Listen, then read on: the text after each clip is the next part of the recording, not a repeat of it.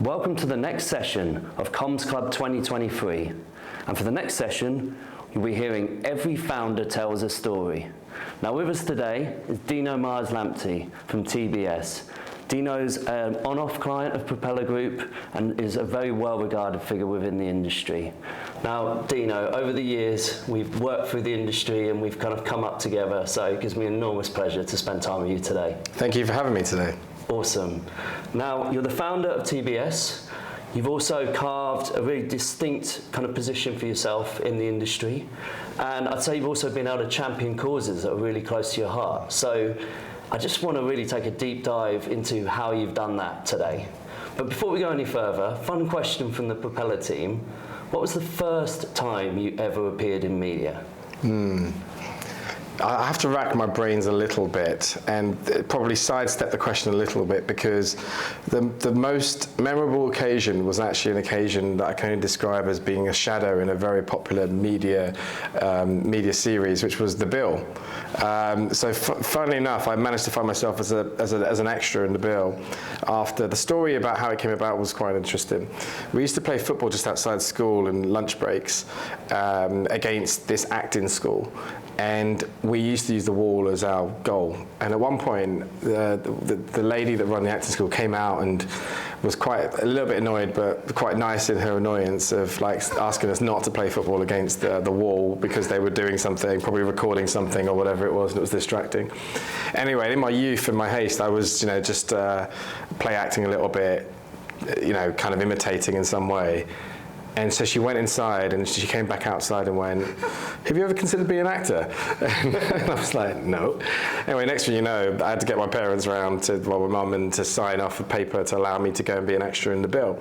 And the actual story of The Bill is not as glamorous as you imagine. I mean, other than going down to Wimbledon and looking at the costume rooms and things like that and seeing all these coppers and things walk around, that the thing that stood out most about that world of acting in the media was how quickly and how often the script changed. So I went from being going and knocking on a door and delivering a parcel to someone, and to being in a police station and getting arrested in the background, to being a rioter on the street, which sounded pretty exciting.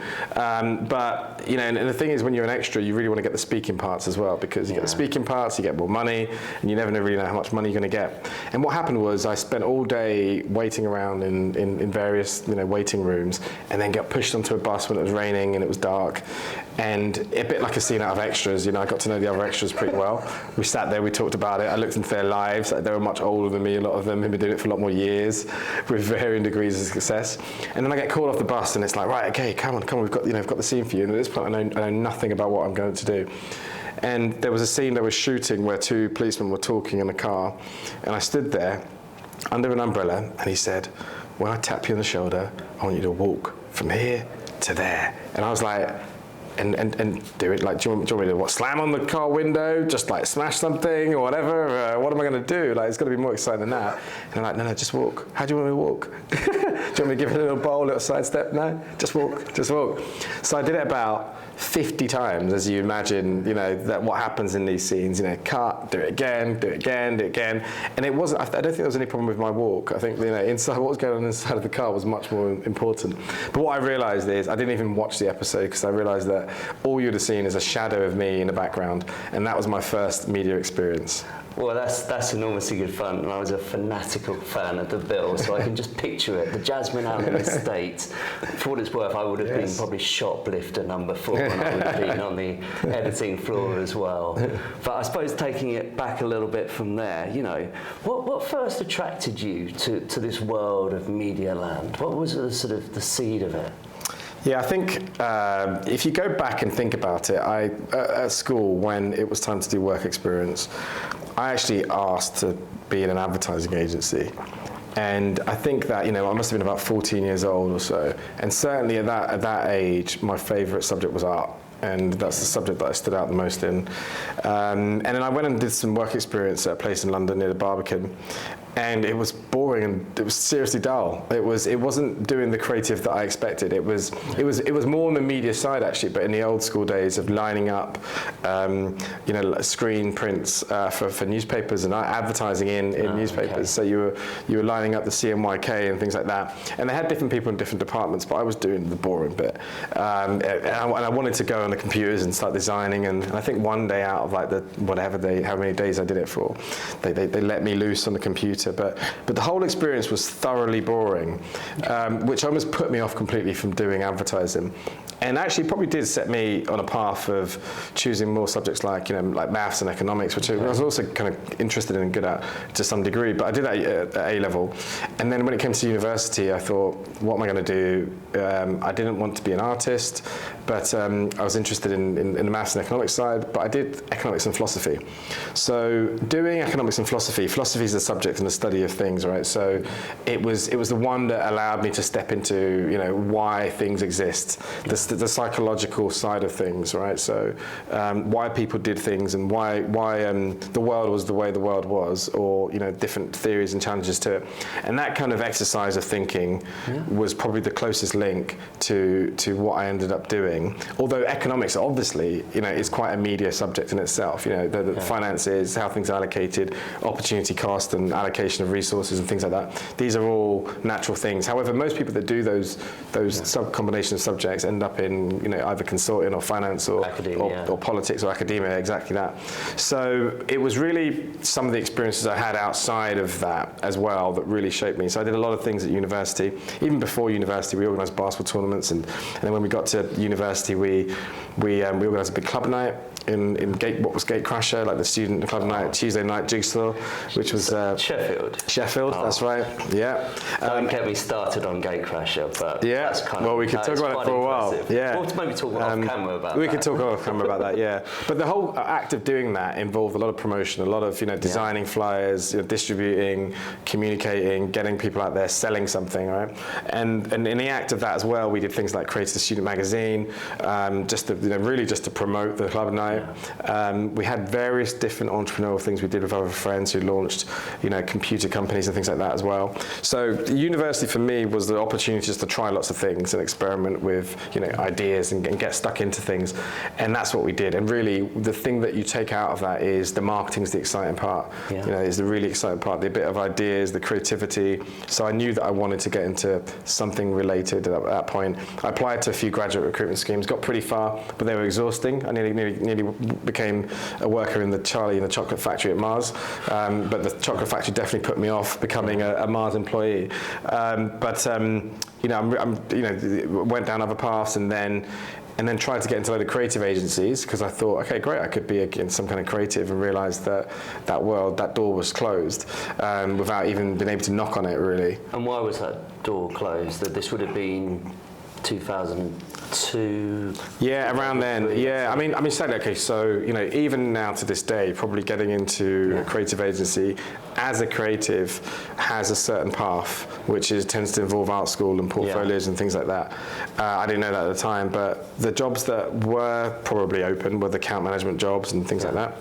But I think that ultimately the recruitment process was flawed because they looked at CVs and they employed intelligent people, but I heard responses such as, we get all these people from Oxford and Cambridge and whatever else. So they advertising agents, I think, went through a period of trying to be something else, trying to be like management consultants and banks, and have all these people from these top universities were first to put them in front of clients, rather than having creative people throughout the company.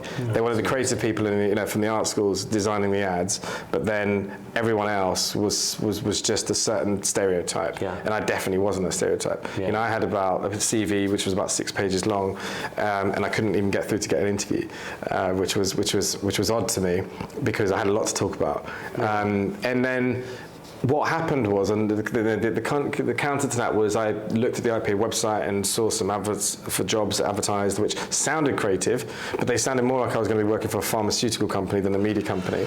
So those were companies like, whether it's OMD, Starcom, Mediacom, companies like that. And the description of the jobs all sounded interesting. They were all different jobs, but one was a TV buyer, one was a press buyer, one was a media planner. But I liked the sound of what I was hearing. They talked talked a little bit about creativity beyond what you'd expect. And then I went and had 3 interviews with 3 different companies and got 3 job offers. And then I chose the one that I liked the company and the people the most, that seemed to be going in the right direction. And that's when I started my career as a press buyer in MediaCom. And we're going to get on to the power of press in particular in a second, with it being Comms Club. But I'm also just interested, early on in your career at MediaCom, then at the 7 Stars, you probably earlier in your career, you needed a few mentors that really saw something in you. What advice did they give you, or what was the first kind of opportunities you had to start building your own industry profile a few years into your career? Yeah, so MediaCom was actually really quite good for it, in the sense that MediaCom was on this big kind of race to be the biggest media agency. So it had a clear vision and target, which I think, even though it was a pretty big company at the time, I think it was probably about 250 people or something when I started. It was clear on this pursuit of this race to be kind of the biggest, and scale. Scale was the solution. They still had, Alan Rich, he was one of the original kind of founders. He was still involved a bit at that stage. So we're still there shaking people's hands, after we'd won a big pitch or something like that, and really being part of the company in that sense. So it gave you this sense of purpose and meaning about what you were doing. You weren't just working for some big corporate, it really kind of mattered to people. And the other thing they did is they were just a bit more free about expression and getting those column inches. Yeah. So right at the start when I started, it was a bit more of a responsible culture of, I was surprised in the press department, for example, that I was allowed to do as much as I could do in terms of negotiation, making certain purchases and buying, spending clients' money. And there was a lot of responsibility and freedom given to some degree, within guidelines and training that was given. But relatively quickly, you were doing quite a lot. Yeah. And I had my first kind of immediate boss was a guy called Sanjay Shabby.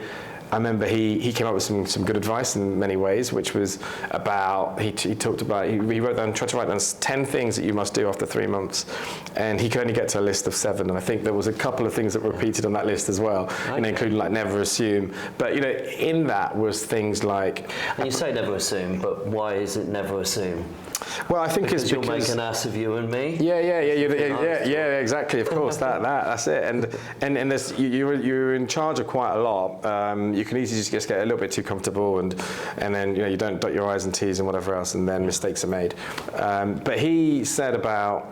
One of the things he said was about, getting out there and having lunches, and which is the opposite of what might be said today, which was, by the end of 3 months, you should be having 3 media and lunches a week, all right? And you think, oh, why is this? But it's about relationships, about relationships and building those relationships, because when you get into trouble, or when you're having negotiation, or when things get tough, then those relationships are the things that are the defining factor. And I think that a lot of people potentially missed that, but that was one of the guidance things that I had early on, and it was particularly important because press was a relationship business. Last week I was with someone who we were telling stories about. Actually, we first met back at that point in time. They always worked media on the side, they still do. And these relationships carry on. But when you move into planning, it's harder to have these relationships because you're not having that everyday contact with buyers. But it is a superpower and advantage when you know how to pick up the phone or speak to someone in a certain way. You know what matters for them and what matters for you, and how to negotiate around a potential thing you're looking to do a deal.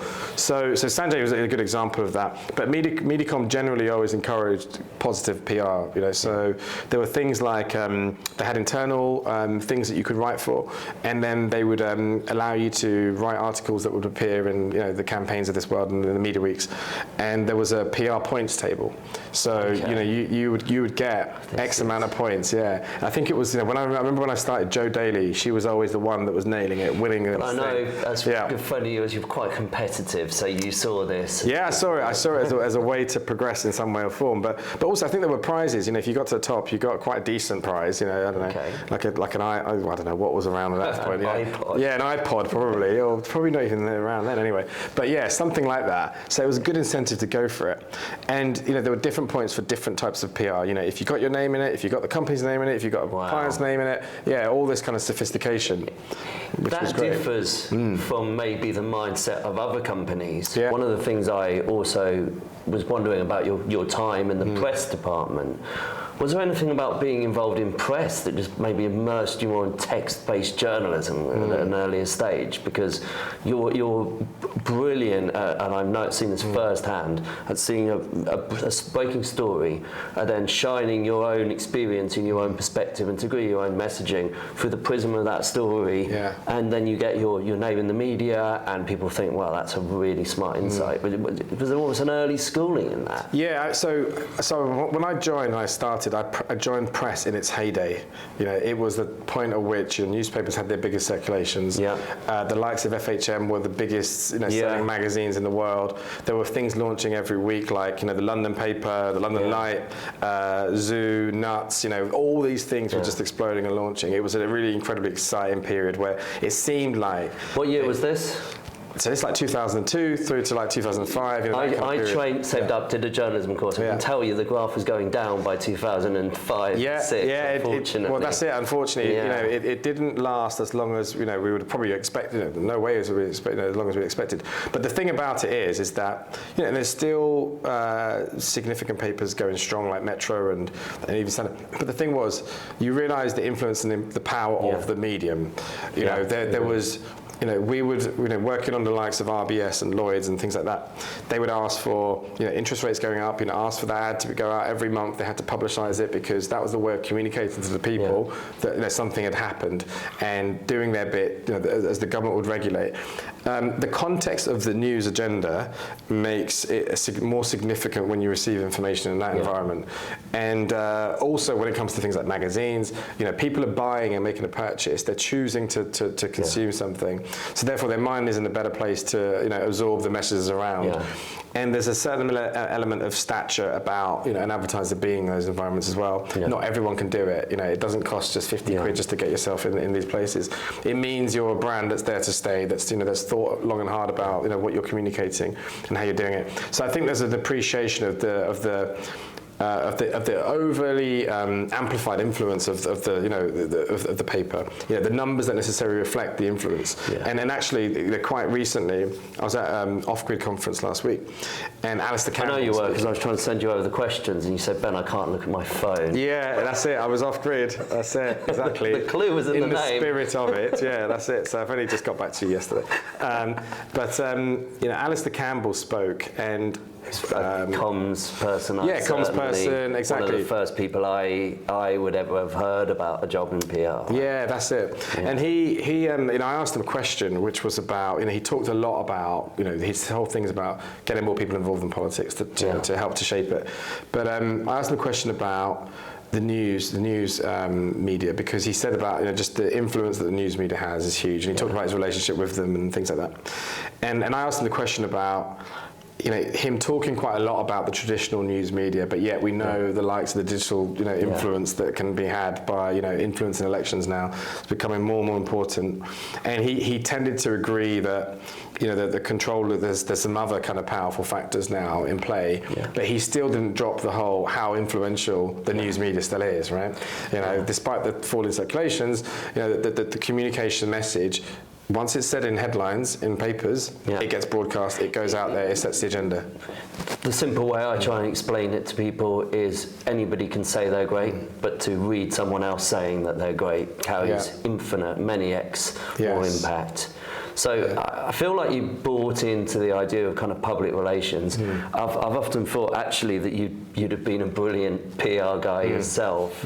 But in terms of your kind of early experience of it, did you have moments early on in your career when you would put yourself forward, or any kind of early lessons you could learn from, almost, of kind of moments you made you nervous? Yeah, I mean, I think that there's. So I mean, the written piece, I think, is that you're a little bit more comfortable with, because you can read it over, you can see it, then you move on to the interview, right? So as you said, the interview, things can be taken out of context potentially, or you have to give a bit of license to the journalist to write, an interesting piece.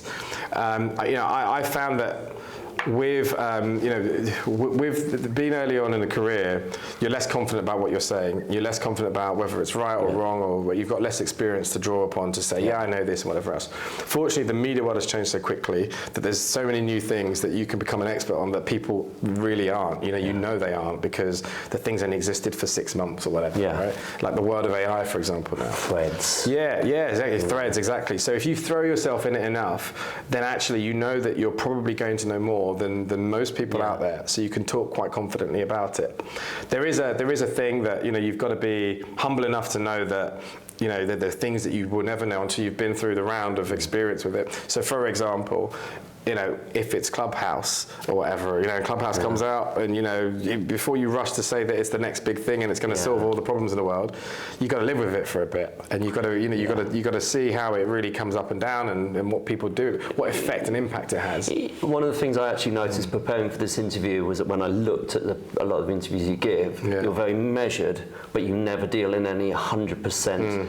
Unequivocal statements, and that I think reflects you as a person and as an individual. It's quite philosophical. I mean, that's the philosophy part of it all as well. You're not all in, you're not all out. Time will tell is almost probably one of the best ways of signing off anything on a breaking story. You and I actually have a funny way we first met as well. At the time, Propeller Group was working for Google, and there was a YouTube brand safety crisis. So they asked us to film pieces for YouTube, not to be shown on YouTube, asking people for their opinion on what was unfolding. And I remember me and a chap called Ali filming you, thinking, really smart guy, and then me seeing the surname Lamptey and saying, are you British Ghanaian by any chance? And he's saying, how the hell did you know that? And shout out to my brother-in-law Delale. I know, because I would go to a lot of Ghanaian barbecues. So just as a fun aside for our viewers, I said, listen, let's stay in touch. And next time I see you, I'll bring you a Ghanaian delicacy, shito sauce. And since when we've hung out, I keep bringing them in the coffee pot. Thank you very much. Thank you, Uncle Delale. Thanks, exactly, to your brother-in-law, absolutely. Absolutely. But all of that was a kind of interesting way of getting to know each other, and I think since then I've seen you sort of, if anything, just spread your wings even more.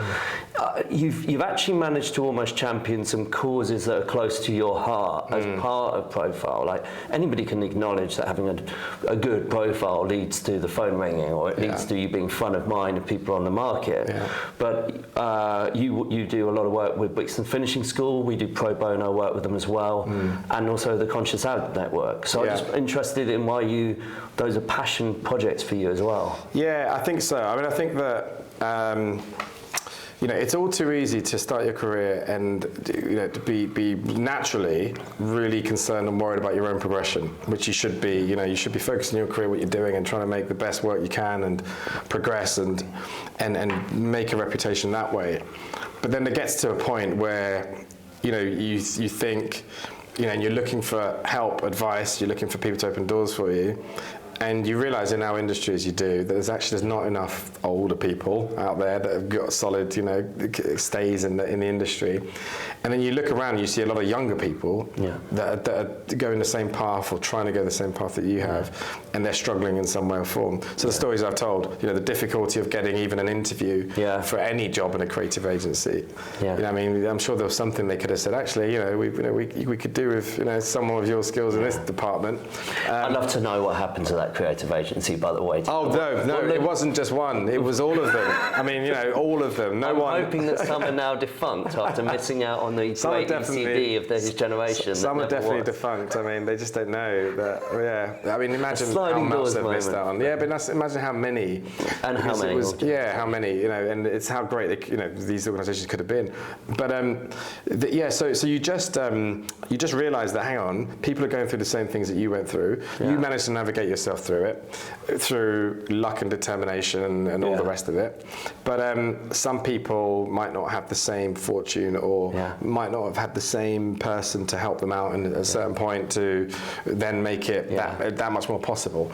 So at that point you realise that, okay, actually I need to carve out some time. I need to speak more about things, and actually it starts with speaking, it starts with commenting, it starts with getting yourself out there, your point of view out there. And then really things like the Brixton Finishing School, Conscious Advertising Network, those are things that came to me through being in a room talking about something, and someone like an Ali or Jake also being in that room talking about something and going, oh, he seems to care about this. He seems to be passionate about this. That's it. And then starting that relationship that way, and it wouldn't have been an instant, right?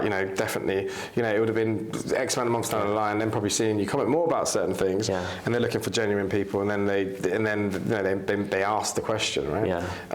And the thing is, anyway, is that being a strategy person, I'm interested in solutions. I'm interested in ideas, but also ideas that become real and are actual solutions.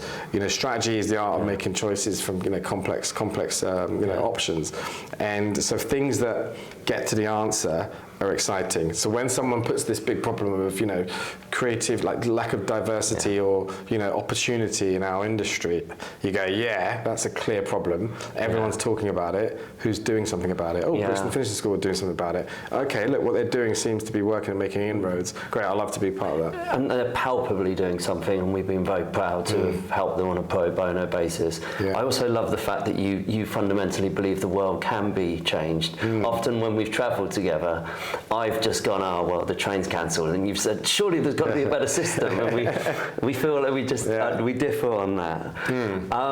When you launched TVS, you were, my joke is that once you were a client of Dino Myers-Lamptey, you're never not, and you were kind enough to pick my brain on the launch press release, and I think I gave good advice then, and you were kind enough to say that, except one massive error.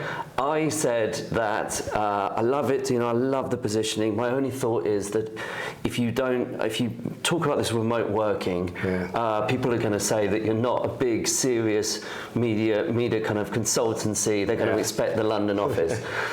This was 2019, and obviously COVID came along and changed things a little bit, so I hold my hands up about that, mate. I misjudged that one.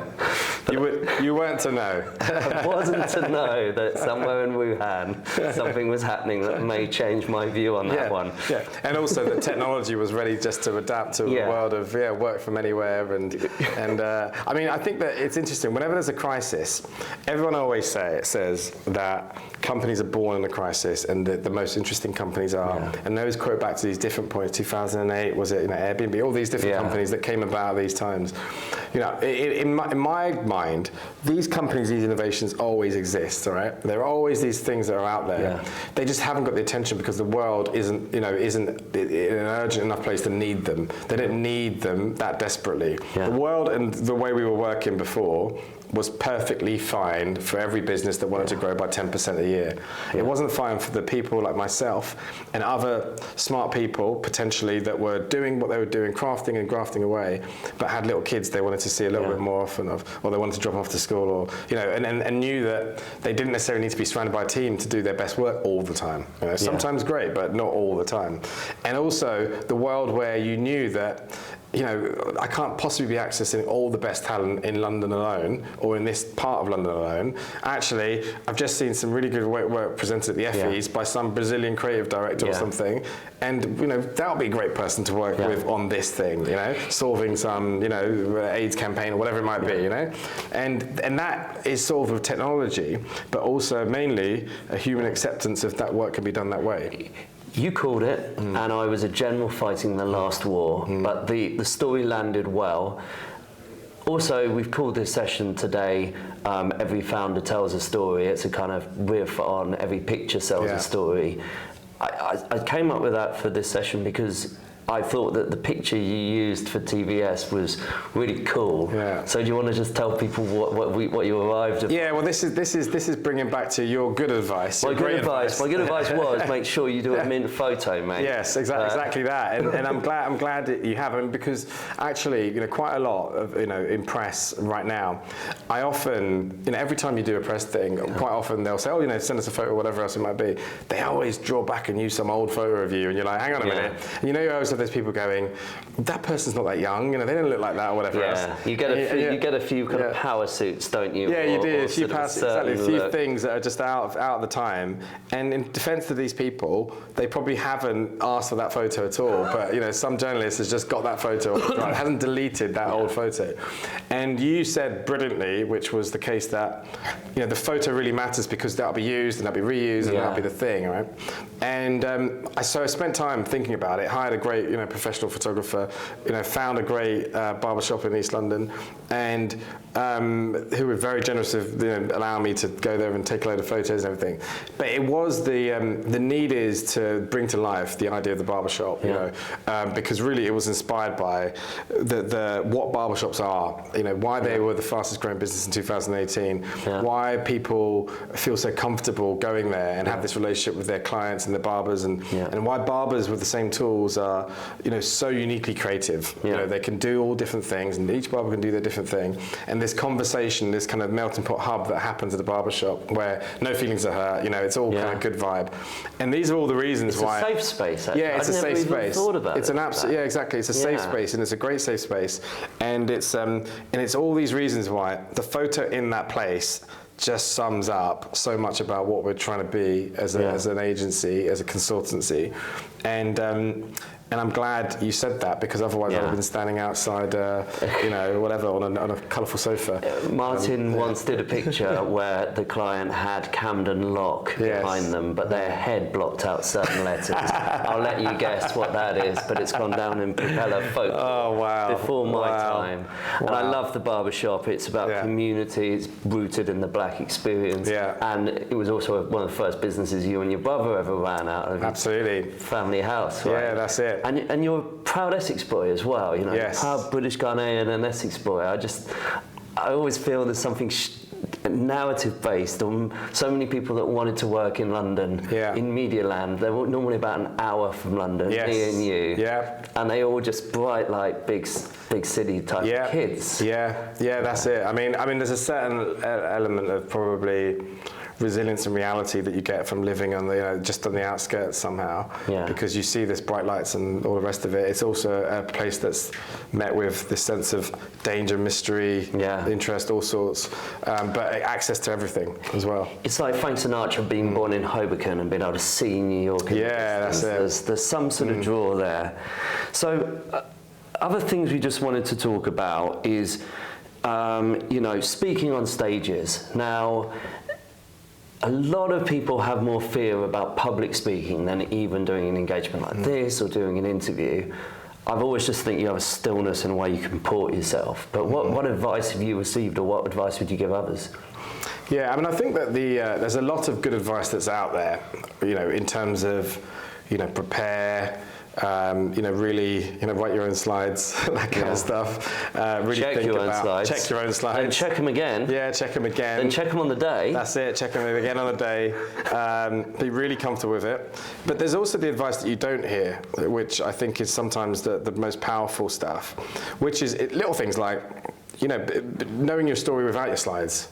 Yeah. Do you know what I mean? Like being prepared for. Tim Ferriss has a great story like that about. I think he spoke at South by Southwest or something, and the presentation didn't work, and just had to talk and tell a story. This was years ago, before he became the man, the famous man he is.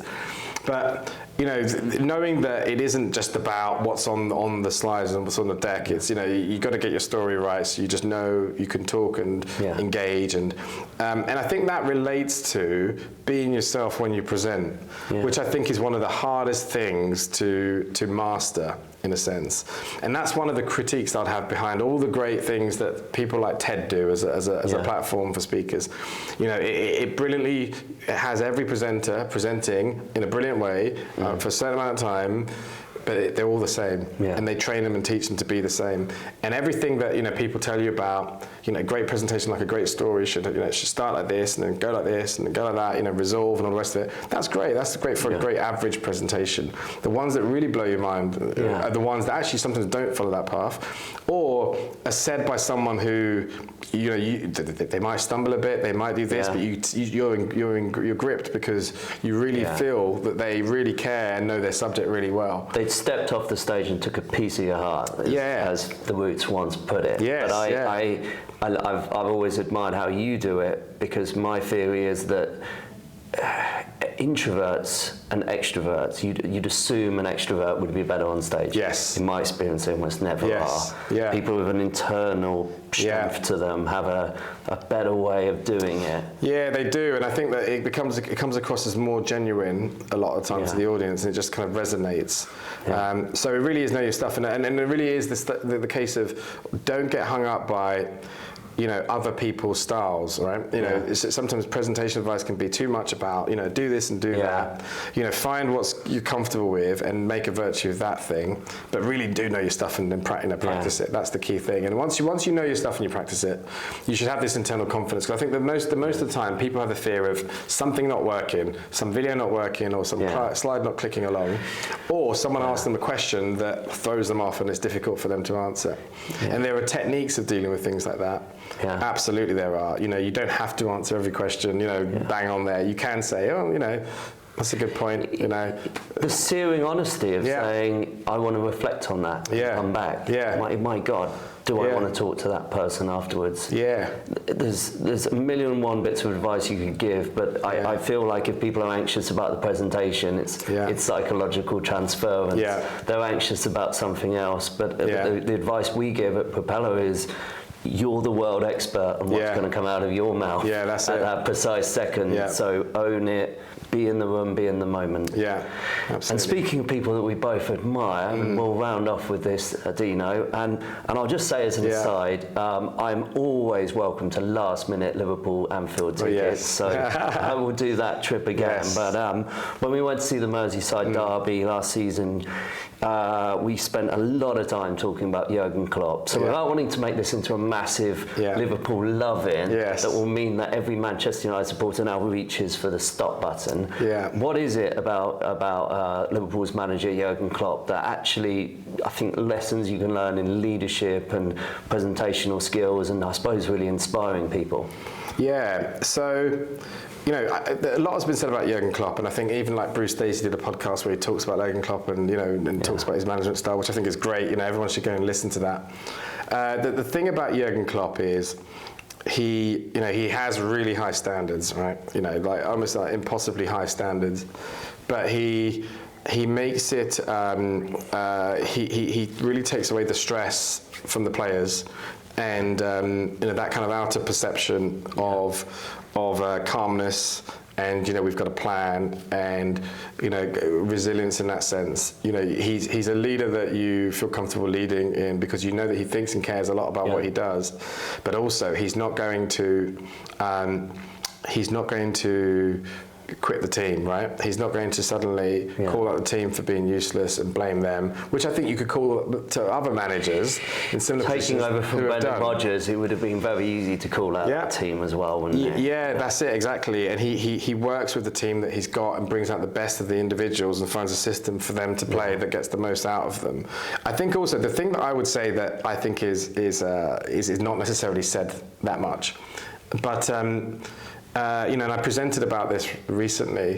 When I wrote an article about the virtues of lazy leadership, right, I used a reference to Jurgen Klopp in the sense that you've got to sometimes look for the simple way to find the answer, rather than the most difficult path all the time and try and fix everything yourself. And a lot of that is about imitating and copying, finding what works somewhere else and applying it to what you do. And the good example of that is all this talk about Trent Alexander-Arnold, about his right-back skills. And there's been too much focus about him not being a very good right-back, which has been overly the focus, because he's one of the best attacking players the world has got. The amount of assists and all the rest of it. And actually, what Jurgen Klopp did recently, towards the end of last season, was he actually stole an idea from Pep Guardiola, which is this inverted fullback idea. So the idea of you've got a left back or a right back, but actually they step into midfield when you've got possession, and then they get back into their position when you haven't got possession. And it's just getting the most out of realizing that you have one of the most skillful players, but just playing in the wrong position. But they can play both. And I think that by him admitting by doing it, that actually Pepper's got a good idea there that I can trial, I think is strong, really strong leadership, right? A lot of people don't do it because it's like, oh, well, no, they do that, we don't have to do that. Oh, I'm not going to admit that I got it wrong. Yeah. And I think that's a really powerful thing to take from Jurgen Klopp. And you, I suppose it's quite symbolic of the business you've built. It's finding unorthodox solutions, finding the person maybe in the wrong place that could be the right solution. Yeah. I just think if there was ever a mantra that you'd want to hear from any leader, it's on the first day, it's turning around and saying, I'm going to turn doubters into believers. Yeah. And I just love that. It's an incredible mantra. Yes. Dino, thank you as always. I always love our chats. I'm going to now go and find that clip of the bill and circulate it around our friends, even if you're just in shot for a split second. I hope you know what my shadow looks like. Well, to be honest, I've followed you around enough conferences over the years, so yeah, probably do at this point, mate. Thank you. Thank you. Awesome. Cheers.